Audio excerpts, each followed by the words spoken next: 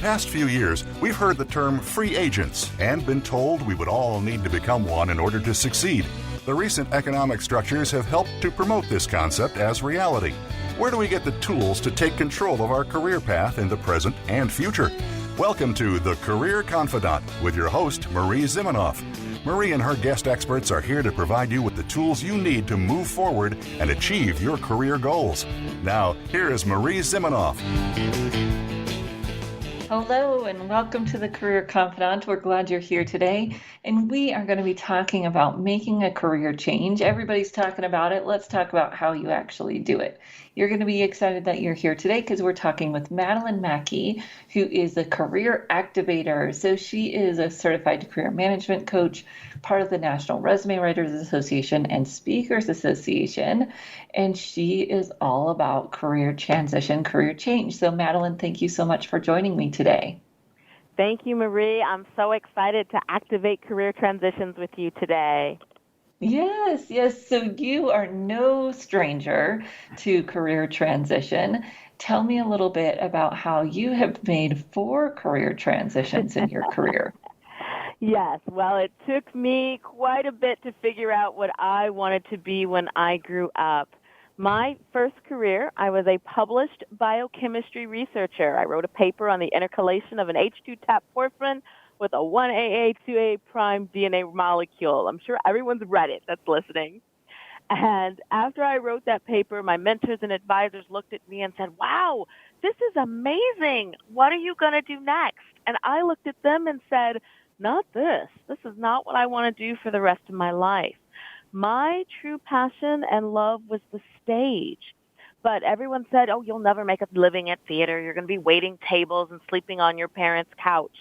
But being a stubborn and naive 20-year-old, I went and did it anyway. And I spent the next 15 years working at professional theaters all across the country, including Chicago's Goodman Theater, the La Jolla Playhouse in San Diego, the Seattle Repertory Theater, and I was the associate production manager for Berkeley Repertory Theater in California.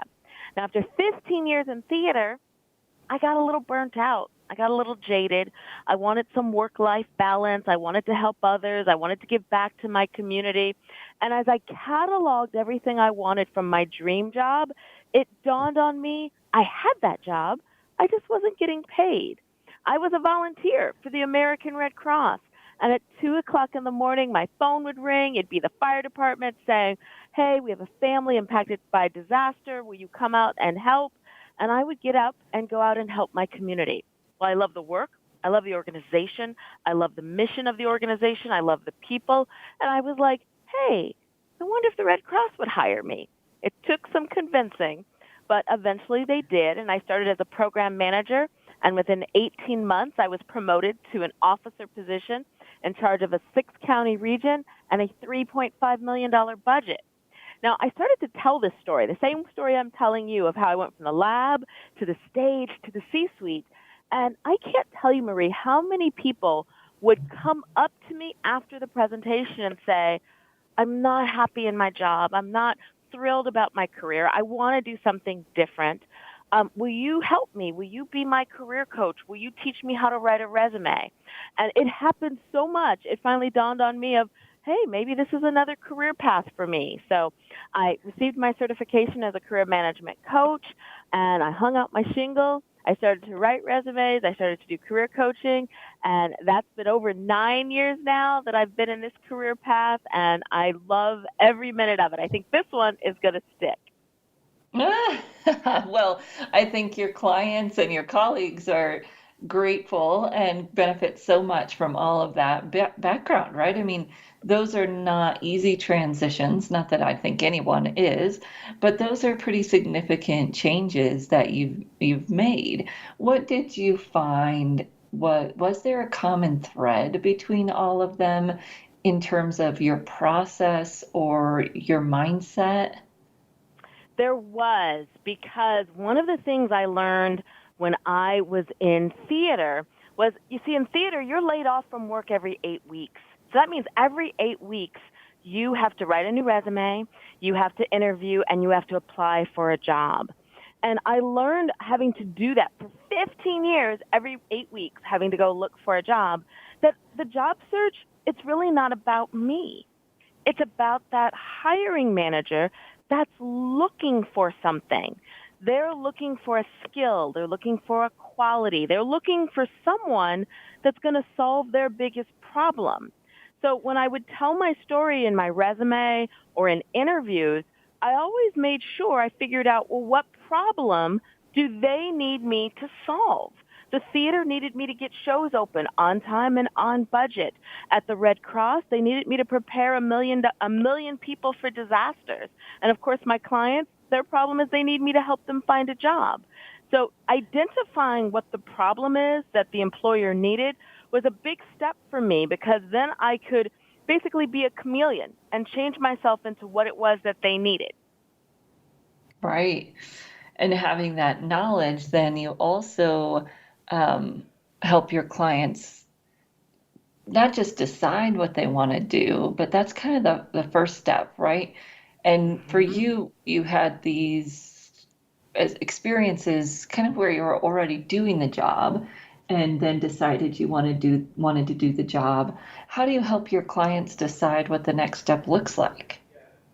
We break it down into really small steps. So the first step I work with my clients on is creating a vision. What is your ideal job? So I ask them a series of questions, and we break it down from the type of company they want to be working for, to the type of boss they want to be working with, to the type of things they really, really like to do. And we don't look at job descriptions just yet. I just sit down with them and say, let's go through some questions. What size company do you want to work for? Do you want to work for a big global company? Do you want to work for a small business? What industries appeal to you or are attracted to you? What kind of culture do you want? What kind of environment? You know, the big thing these days is what kind of commute do you want to work? So I have a series of questions I go through with my clients. And then once we have defined that ideal job description, I send them out into the world to go see if it exists. And instead of searching by job descriptions, or job titles, you know this, Marie, job titles, people are making up job titles these days. Instead of searching by job titles, I focus on the skills they would like to use in their next job. So if they're an administrative assistant and they say, well, I love event planning, I love coordinating the events, then that's what we put in the search box on the job boards. Or if they say they like to do scheduling, then let's put scheduling in the search box, because then we can find jobs that focus on the skills they want to highlight. And once we find those, then we can start creating a new brand for them. Right. I love that. And, titles are super important when you get to the next step that we're going to talk about here in a minute in terms of your job, your resume and your LinkedIn profile. But they're not a great way to get focused on too quickly when you're job searching. So I love that insight. And just looking at the skills and searching job boards for the skills. There's a lot of different ways that people can think about how do they use those skills and where do people use those skills. So that's a great way to do that first initial search. So then once they've made a decision, they have to put on their resume and LinkedIn profile. And of course, we've heard a lot about the importance of having the right words in your resume and LinkedIn profile to get found. So how does someone who's making a complete transition, how do they show that they are qualified? How do they get those right there? Yeah, we need to cultivate the resources to prove that qualification.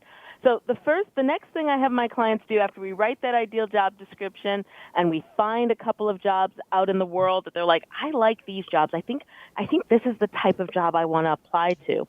Then I have them do a little exercise. I have them copy and paste that job description into Microsoft Word or Google Docs or whatever word processing document they use. And then I tell them to highlight all the things in that job description that they already know how to do. So, job descriptions talk about collaborating with others or knowing about how to write procedures, how to use certain softwares. So I said, there are going to be parts of that job that you already know how to do. So let's highlight those skills that you know how to do. And let's focus on that when we write your resume. I know when I went to go work for the Red Cross, I'll tell you a quick story. I applied for the job through my network because I knew a lot of people at the Red Cross since I was a volunteer. But when I got the call from HR, she was like, Madeline, I have to be honest with you. You have no experience with community relations, community outreach, program management, project management, volunteer management, business continuity, disaster response, grant management, external relations, government relations, all the things needed to do this job. So one of the first things we're going to ask you is, how are you going to do this job of preparing 1 million people? And so by me thinking about what it is that I could do rather than focusing on what I couldn't do, I knew that I was really good at events. I'm an amazing event manager, and having been in theater for 15 years, that's all I did was I put on a show every 8 weeks. I'd put on a new show. So in the interview and on my resume, that's what I focused on. I told them, I'm going to help you train 1 million people by putting on a show. We're going to partner with the professional sports teams, and we're going to use their Jumbotron to put up the message of preparedness, and we're going to use the halftime show, and we're even going to use the cheer cards that you hand out when people come into the stadium as a way to tell the story of preparedness.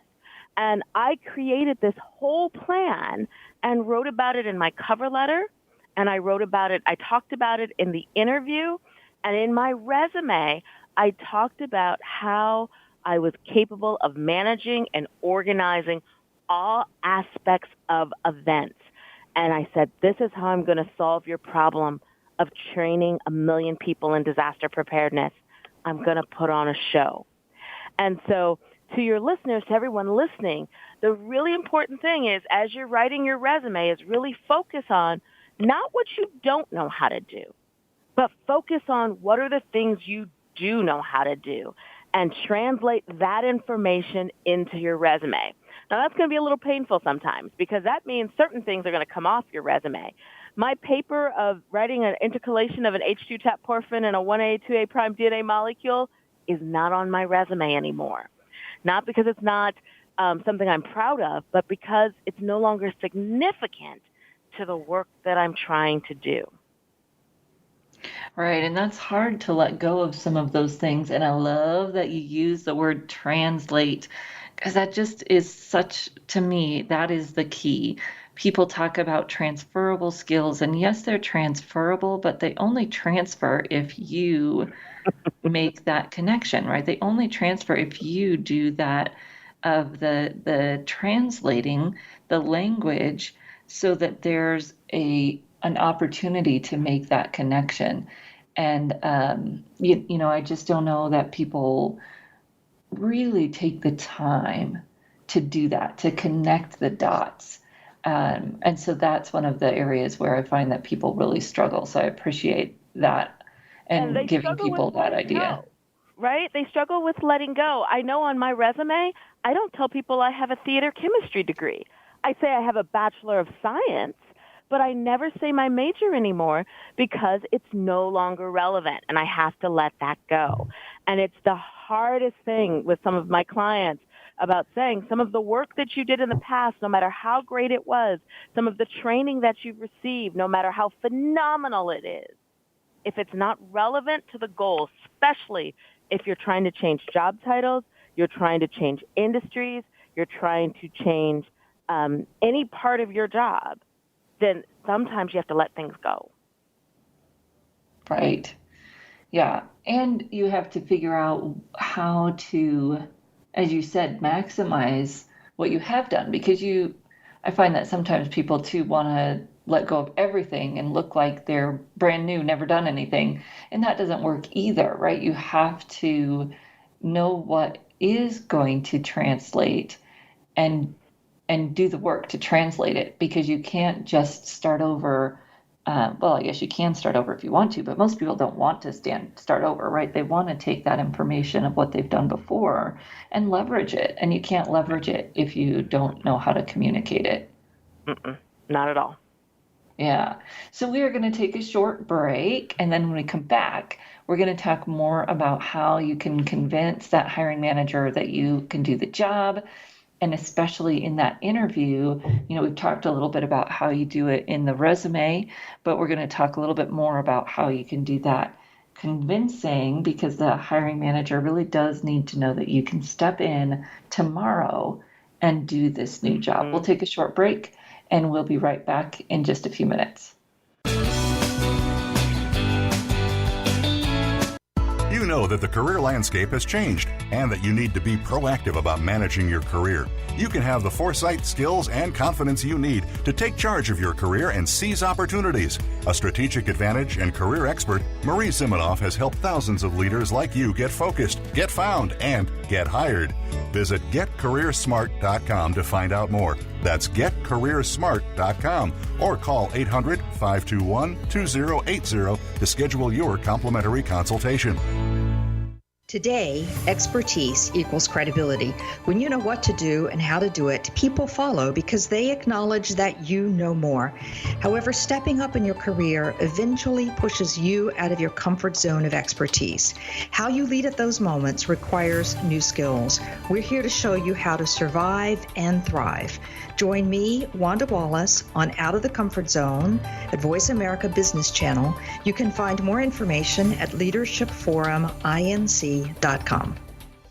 You hear about it all the time. Compromises, destructive malware, major breaches. You can't turn on the news without hearing about the latest cyber event. Learn more about cybersecurity, how it has become one of the most significant threats to our national security, and the battle experts undergo every day on your behalf to protect you, your families, and your data. Task Force 7 Radio with host George Reedus is the voice of cybersecurity around the world. Tune in live every Monday at 8 p.m. Eastern Time, 5 p.m. Pacific on the Voice America Business Channel.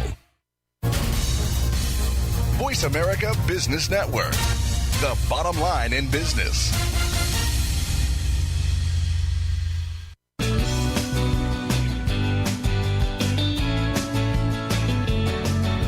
You are tuned in to The Career Confidant with Marie Zimenoff. If you have a question or comment for Marie or her guest today, please call 1-866-472-5790. That's 1-866-472-5790. You may also send an email to marie@astrategicadvantage.com. Now, back to The Career Confidant. Hello and welcome back to The Career Confidant. And today we're talking with Madeline Mackey, career activator, about how you can make a career transition. So Madeline, we were talking a little bit about the importance of translating what you've done into the language of the future hiring manager, and then making sure that you're connecting the dots, as well as getting rid of some of that information that isn't relevant, or reframing it, rewording it. We always call it writing to the future at the Resume Writing Academy, so that you're really communicating that future piece. So what is the best way, or what would we add about convincing the hiring manager that you can do the job even when you've never held the title? I think it's going to be so important when you get that interview that right off the bat, when they ask you that "tell me about yourself" question, that you have practiced a very succinct, relevant answer that solves their problem. And I like to break it down into 4 parts: the who, the what, the where, and the wow. Who are you? What is your expertise? Where have you worked or what type of projects you've worked on that's relevant? And then what is your wow factor? So the who are you, again, I love what you said, writing to the future, speaking to the future. So whatever the job is for the future, that's who you're going to be. And whatever education you have that backs you up.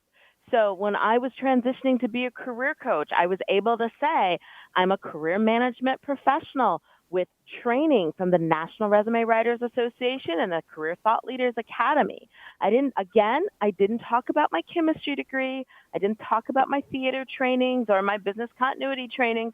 I talked about the trainings that were going to be relevant. And then the expertise. What is your expertise? Focus on that job description. Just like we talked about earlier, the things you highlighted of the things you know how to do, that's the expertise you're bringing to the table. Now, the where you have worked can be a little tricky, because the where can be like if you're trying to transition, if you've never worked in that industry, how can you convey that you have that experience? And think about projects you've worked on that's relevant to that type of experience and talk about the projects. So you can say, in my last role, I worked on projects that were very similar to the tasks that I'm going to have to do with your company. And the wow is the impact you receive. And I like to call the wow the breadcrumb, like telling them, I helped plan a global event for over 2,000 people. I helped launch a new strategy that helped increase productivity, or I helped generate revenue. Those things, that problem that they're trying to solve, what is the impact you've had on solving that type of problem as your wow? Because if you lay that breadcrumb just right in that tell me about yourself answer, their very next question is going to be, tell me more about that project. And now you can go into talking about projects that are relevant to the job you're applying to. Wow, I love that. And that also helps people have some structure to that answer. I've got a funny story around that, but maybe I'll circle back around to that later.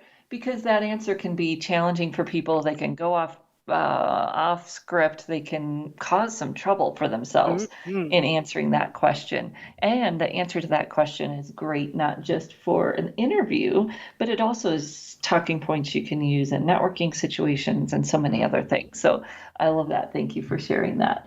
Now, when people are, going further in the interview, any other tips that you would share to make sure that they're continuing to draw those connections throughout the rest of the interview?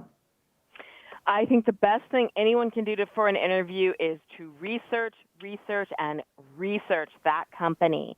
So really spend some time looking at their website, their annual reports, their press releases, looking at the people that work there on LinkedIn to get an understanding of who are they, what are their services and products, who are their customers, and then what problems are they trying to solve? Because again, the whole interview is going to be based on you trying to solve that problem. And then, here's the biggest thing. Now you've researched the company, make sure to spend quality time analyzing that job description. So with all of my clients, I provide them with a worksheet, an Excel document, that we take that job description and we copy each of the bullets from the job description in its own cell in the spreadsheet. And then I have them write what's called a STAR story. What was the situation? What was the task? What were the actions you took? And what were the results? We write STAR stories not based on a Google search of best situational-based questions in an interview. We write STAR stories based off of the bullets from the job description. So if the job description says, in this role, you will collaborate with multiple departments, then we'll write a STAR story about give an example of collaborating with multiple departments. If it says researching, in this role, you will be researching public policy. Give an example of you researching public policy. And we prepare those STAR stories, situation, task, action, results, until they come out very naturally and conversationally and very confidently, because I think that's the last bit of the recipe. Not only do you have an answer to their biggest problem, but you sound very confident in your answers and in your response. Yeah, it's funny. I also recommend that people do the writing it out and practicing. And I know a lot of people say, just do bullet points. And I really like people to have told the story before.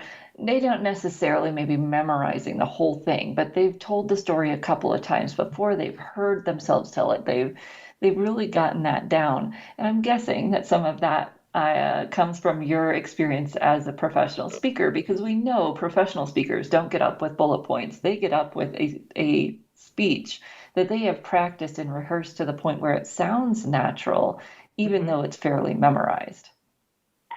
Exactly. And here's the best thing about some of these interviews these days. They're virtual. So I tell people, you know what?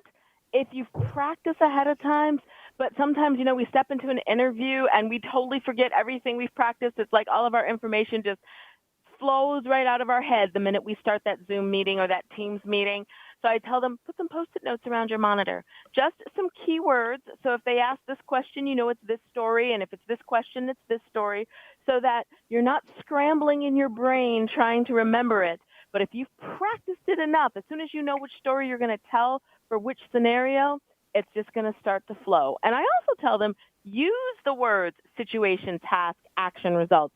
The situation was, the tasks were, the actions I took, and the results we achieved, because that's going to keep you on track and it's going to make sure that you're concise. Yeah, I love that. It's a structure, it's a process. It helps people walk through the story with you instead of just being lost. Yes, exactly. So tell me a little bit about, kind of going back to the beginning of our conversation. We talked about how people can look at the skills and figure out what they want, what they might want to do. But I know that this is scary, right? It's scary to do something new. So how do people know if it's going to be the right fit for them? Oh, how many times do we hear that from a client? I'm looking for a job that's a right fit. There's a couple of ways to figure it out before you sign on the dotted line and start at the new job. So for each of my roles, before I actually had a paid position, I did a volunteer position.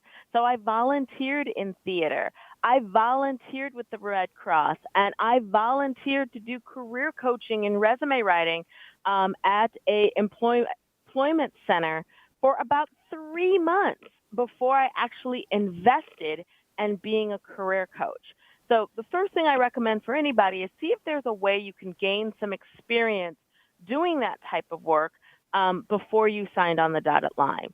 Also, taking any types of training, taking training in resume writing, taking training in business continuity, taking training in how to be a stage manager. That helped me think about it academically, but it also gave me some tools to be like, okay, is this something that I want to do?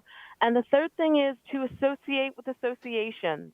So I love associations. And before I do any of my career transitions, I went and found the association of those professionals, and I spent time with them.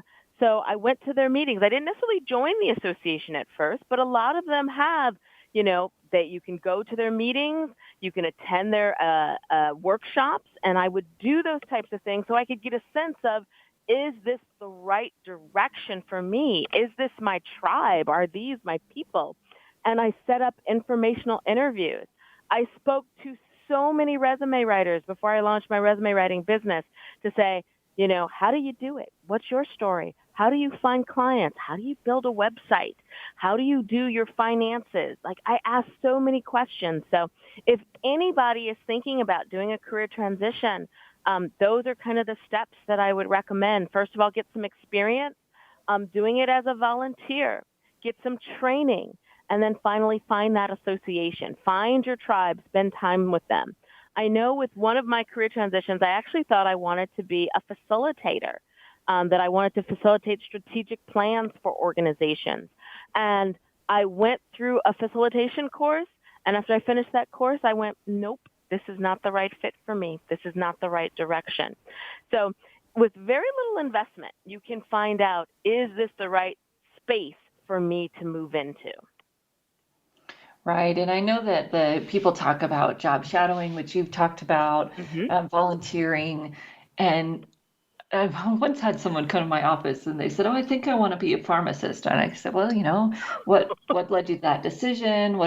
How have you done this? And they said, oh, I've just done a little research online and this is what I think I want to do. I said, well, have you talked to anybody that does that? Well, no. Well, let's start there, right? And the shadowing and those things, I call it a career research conversation. Find somebody that's doing that thing you want to do. Professional associations are a great way to find those folks and just talk to them about what they've done, what they do, how they get into it, what do they like about it, and maybe most importantly, what do they not like about it? I always told my clients, you don't want to find, all the most rosy Mary sunshines. You want to find some people who will tell you some of the negatives about it because you want to know, are those negatives deal breakers for you. And so starting with kind of that career research conversation, shadowing, volunteering, before you make all of that effort into the new role. And of course, as you said, then the benefit is you've already got some toes in the water if you decide that's the best fit for you. Absolutely. Absolutely. And especially, I love what you said, through the association, find those mentors, because they've already gone through the maze. They've already figured out some things, and they can give you some shortcuts and tips to make your transition smoother and easier. Right. So, Madeline, where would you recommend someone start if they're overwhelmed by the idea of making a career change? They're unhappy with what they're doing. What's the first step that they can take? I think getting help and talking to a professional, a career coach, a career consultant, talking to someone to figure out, to just kind of unload your brain. Because I know when I was going through all of my career transitions, it was a little overwhelming, and I was unhappy with what I was doing. I wasn't quite sure what I wanted to do next. I was struggling, and it really helped when I sat down and spoke with a career counselor to say, here's where my head's at, because we're trained to ask questions to help kind of clear the chaos and to give you the next step. We're not going to, this is a career transition is the journey of 1,000 steps. And sometimes it helps if someone says, okay, but here's the next 3 steps. Let's not worry about step 658 yet. Let's start with step number 1, step number 2, and step number 3. And I think working with a career professional can really help you get a little bit of clarity of which direction to take your career transition. Yeah. And do you have a place where people can find you and follow the things that you're doing? Absolutely. They can find me at MadelineMackey.com is my website. And the best social media platform to find me on is, of course, LinkedIn. So Madeline Mackey on LinkedIn, or MadelineMackey.com is my website. People can connect with me. I offer a 30-minute complimentary consultation to help them figure out the first 3 steps to activate their career dreams. Excellent. Well, thank you so much for joining us, Madeline, and we look forward to checking out. I know my listeners will go and check out some of the things you've done to understand better how they might work with you. We're going to take a short break. We're going to say goodbye to Madeline. Thank you so much for sharing all your expertise with us.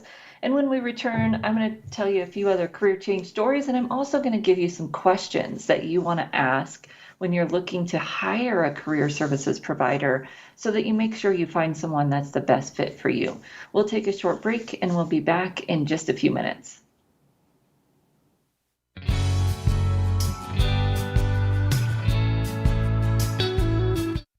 You know that the career landscape has changed and that you need to be proactive about managing your career. You can have the foresight, skills, and confidence you need to take charge of your career and seize opportunities. A strategic advantage and career expert, Marie Zimenoff has helped thousands of leaders like you get focused, get found, and get hired. Visit getcareersmart.com to find out more. That's getcareersmart.com or call 800-521-2080 to schedule your complimentary consultation. The latest business information is made simple with the Voice America Business Network. The professionals in the business world bring you live talk radio shows featuring an array of business topics, strategies for building wealth, sales and marketing, stock trading, investing, and business technology. Voice America Business hosts are professionals in their fields and bring to the airwaves weekly business discussions that offer up-to-date information, advice, and education. The Voice America Business Network. The bottom line in business talk. Today we live in a truly global environment. Business can more easily be conducted now in almost any part of the world. How do you, as a business owner or professional, navigate the ever-changing business landscape? Tune in to Leadership Beyond Borders with host Kimberly J. Lewis. With a worldwide resource of guests, you'll find out what opportunities and challenges surround diverse and virtual organizations. Listen live every Tuesday at 3 p.m. U.S. Pacific Time on the Voice America Business Channel. When it comes to business, you'll find the experts here. Voice America Business Network.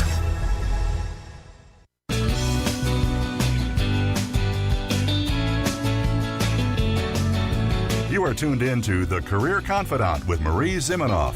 If you have a question or comment for Marie or her guest today, please call 1-866-472-5790. That's 1-866-472-5790. You may also send an email to marie@astrategicadvantage.com.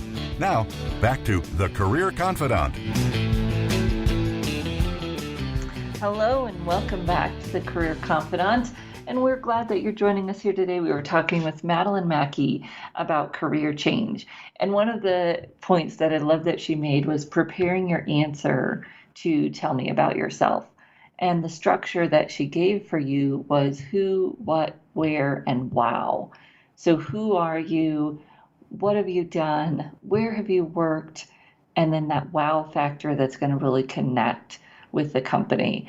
And I didn't want to take up Madeline's time with this story, but when I first started in this business, I was working at a halfway house helping a group of women who had been justice involved and were looking to get back into the workforce as they were transitioning out of the facility.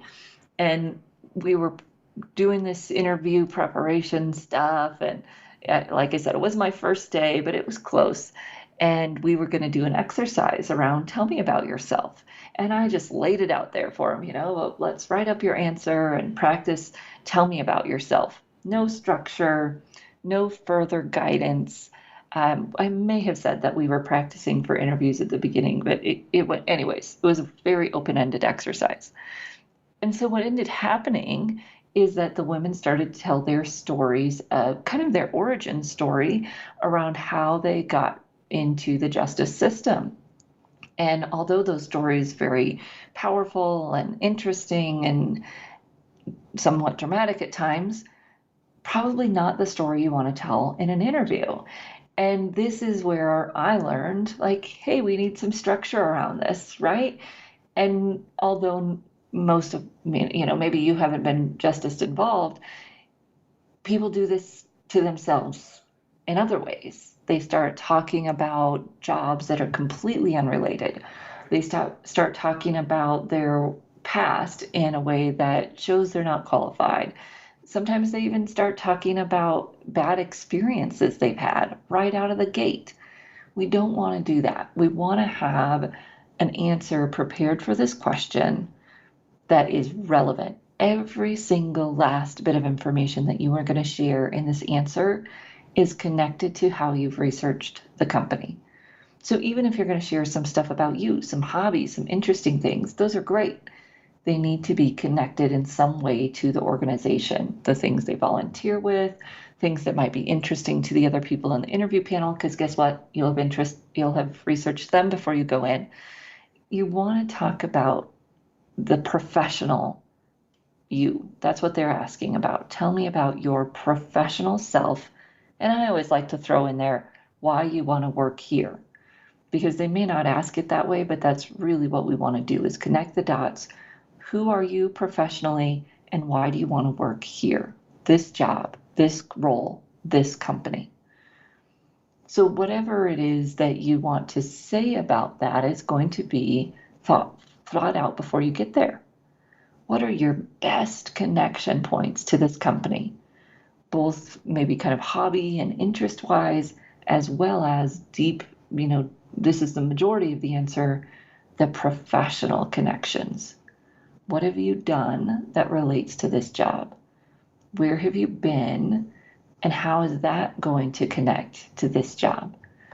And then what are some of the similar types of challenges that you've solved or other kind of interesting, hopefully valuable connections that you can make between what you've done now and what you want to do in the future. And that's really where we're looking to make those connections. I like the past, present, future. So in my past, I've done this. Right now, I'm looking to do that. And I'm really excited about the opportunity to work here to learn X or to do X or to help do this. And that, again, has got to be done with your research so that you're connecting the dots throughout the whole interview. And Madeline gave you, great example of going into a new interview and connecting the dots from what she'd done before into that future job.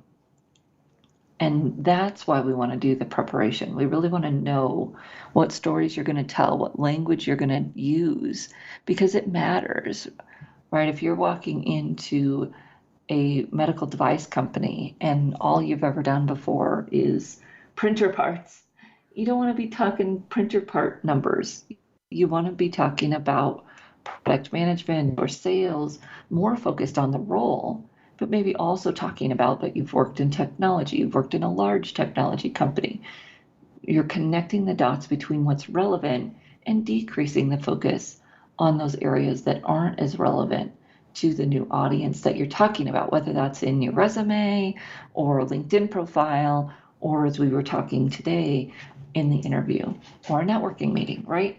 Anytime you're talking to someone, it is best practice communication to really focus in on and use the language and examples and all of those choices that are really going to connect to that audience and not be overly general, because that's going to get you in trouble and people are going to tune out, or they're going to see you as not a fit. Right? People always say, how can I communicate that I'm a fit? Use their language. Avoid language that shows you haven't been in that industry before. Use the role language, overemphasize that if you're staying in the same role, because you want to show people that that's what you've done and how it's relevant. And you really can't leave it up to them, right? You can't leave it up to someone else to connect those dots for you. And I like to help people think about when they're at the very beginning of the career transition process. So Madeline talked a little bit about skills and looking at skills and what job titles use those skills.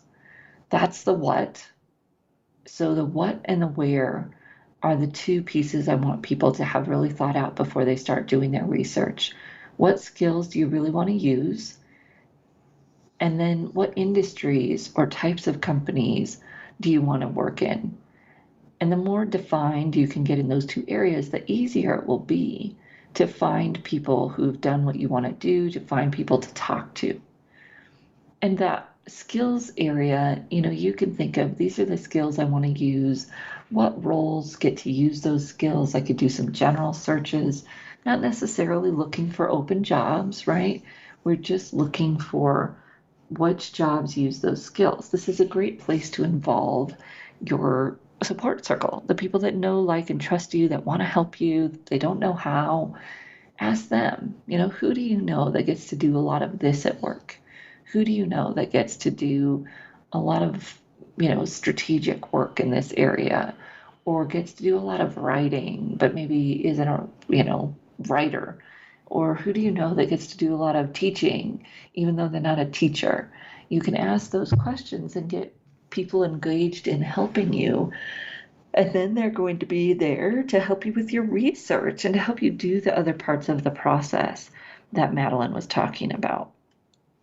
So the first step that Madeline recommended was having someone help you. And there's a lot of opportunity for you to get help these days. You can go to if you graduated from a university or a community college, go and see what their services are for alumni. A lot of career services offices have expanded their services to alumni, and check it out, see what they do, what is available for you. Even if that person can help you get started, a few sessions, it'll be a great opportunity to use those student fees that you've already paid, or perhaps a discounted rate. There's workforce centers if you're in the United States, or other federally funded or locally funded offices that help people find work. They're called Works offices or workforce centers here in the US, where you can go and get someone to help you thinking about your career transition. Or maybe they offer a class in career transition where you can go and take a class, might help you figure out some of the building blocks that Madeline was talking about and really understand where you want to go next through their services. If you're looking for one-on-one help, I highly recommend a trained career coach, and there are several organizations that train career coaches. The International Coach Federation is a lot more focused on life coaching and business coaching. They do have some career focus, but not a terrible amount. So you could look at the International Coach Federation, but I'd be careful about career coaches. Life coaches in general do not get training in the career transition process. Madeline and I were talking about how it is a process. There are steps, and life coaches frequently don't have that training. There are organizations that train people specifically in career. The National Career Development Association is one of them, ncda.org. Career Thought Leaders Consortium, of course, of which I'm the CEO. We train career services providers. We have several options to find trained career services providers on careerthoughtleaders.com. You also have organizations like Resume Writing Academy. If you've got your career transition figured out, but you need help with the translation bit, Resume Writing Academy can help you find a trained resume writer. We have organizations in Canada, the Career Professionals of Canada and Australia, the Career Professionals Association of Australia. So no matter where you are, there's likely a career professionals organization. In the UK, it's called Career Directors International. So there's an opportunity to talk with someone who has specific training in the area of career development, career transition, career change.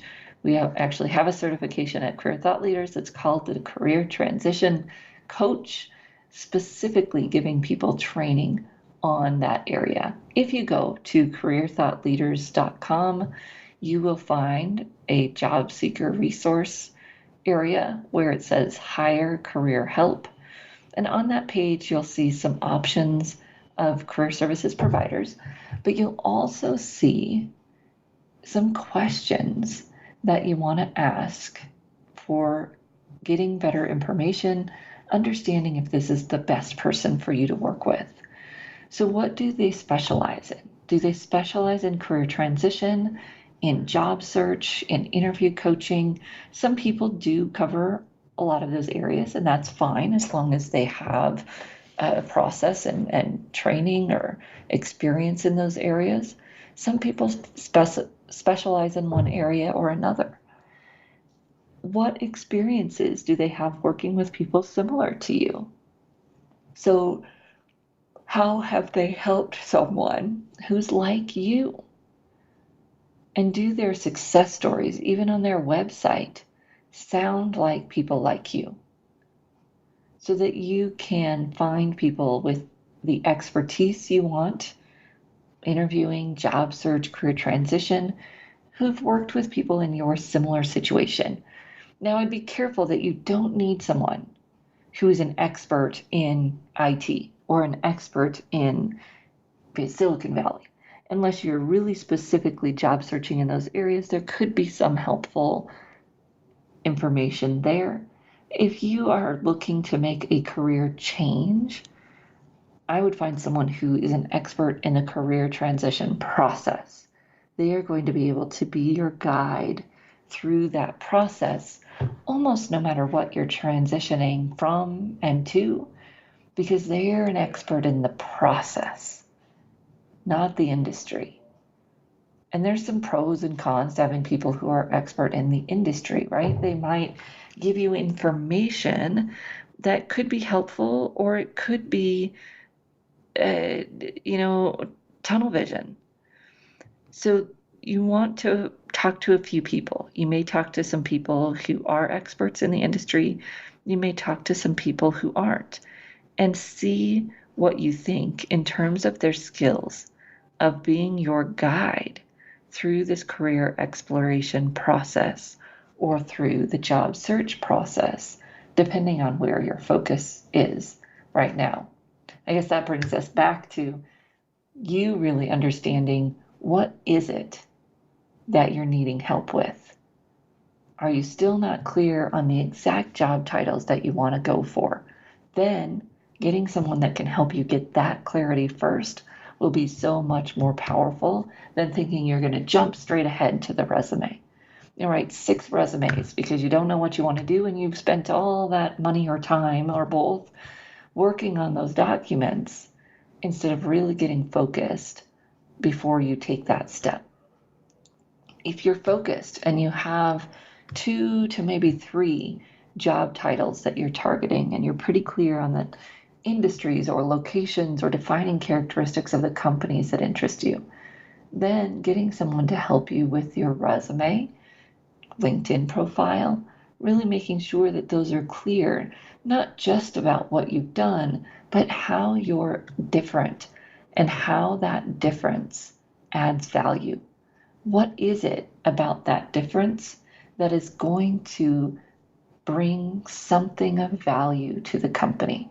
Because you can tell me some cool stories about where you've worked and what you've done, but if they're not connected to my pain points, it's not going to matter. People will say, oh, that's a neat story. Who's next, right? Because they want someone that doesn't just have a neat story, but that story shows how that they can come in and solve their problem tomorrow, come in and add value tomorrow, come in and do the job well tomorrow.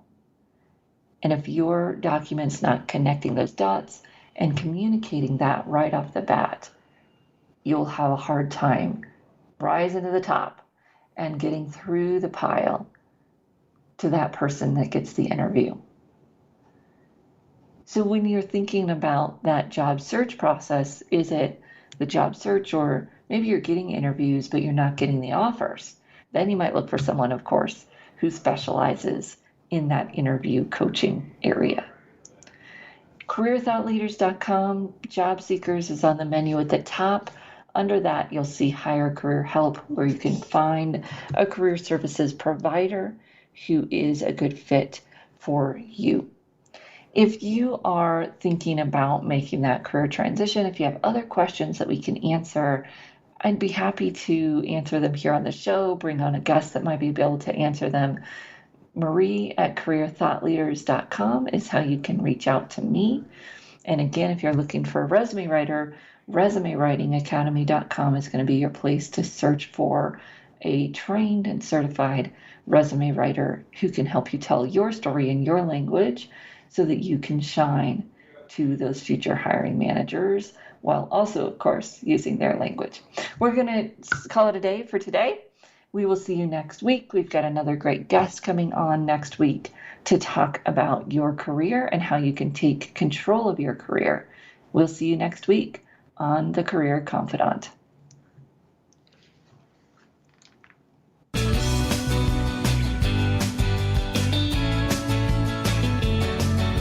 Thank you for listening to The Career Confidant. Marie Zimenoff will return again with another terrific guest next Monday at 6 p.m. Eastern Time, 3 p.m. Pacific on the Voice America Business Channel. Be sure to join us then.